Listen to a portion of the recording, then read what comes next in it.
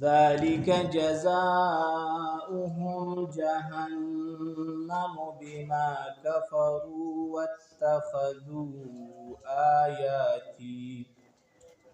واتخذوا آياتي ورسلي هزوا إن الذين آمنوا وعملوا الصالحات كانت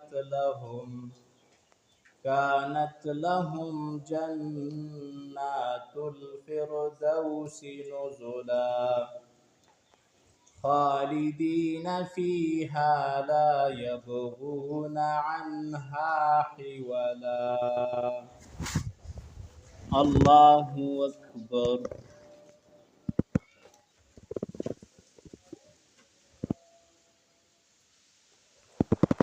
سمع الله لمن حمده. الله